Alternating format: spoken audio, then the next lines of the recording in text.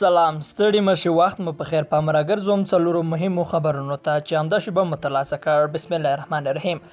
جوزجان کې د امنیتي ځواکونو پر پوستو د طالبانو برید کې 7 تنه وژل شوي.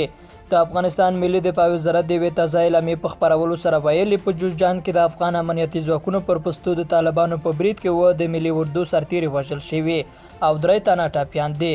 تر دې وړاندې د جوزجان ولایت چارواکو ویلي و چې د افغان ځواکونو او طالبانو ترمنځ نښتو کې 12 افغان سرتیري وژل شوي دي.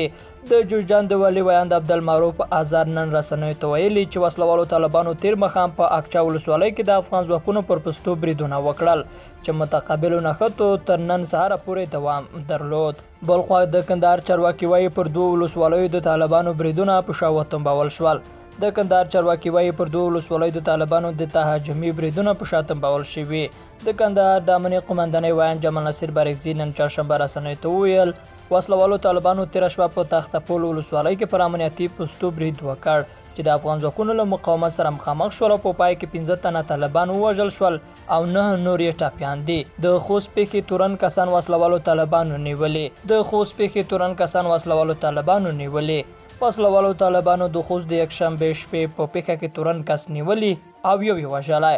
د وسلوالو طالبانو ویاند ذبیح الله مجاهد رسنیو ته پیوستل شوي لیکلي پیغام کې ویلي چې هغه 2 تنه قاتلین نیولي چې د خوست د اسماعیل خیل مندوزي ولسوالۍ په دیګانو سیمه کې د یکشنبه د شپې په پیښه کې لاس درلود. مجاهد وایي دا کسان د پکتیا ولایت په سید کرم ولسوالۍ کې نیول شوي او له منځه یو تن قاتل هغه مهال ووژل شو چې د تښتې هڅه یې وکړه.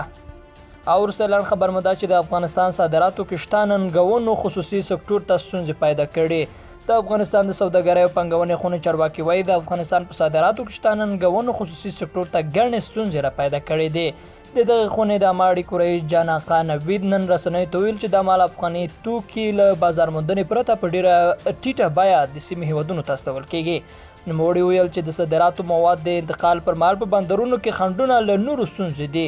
ښاغلی نوید په ځنډ سره ګمرکي مراحل د نړیوالو مقرراتو نه پلي کېدل لوړ تعرفه او یو شمېر نورو ستونزو ته اشاره کوي.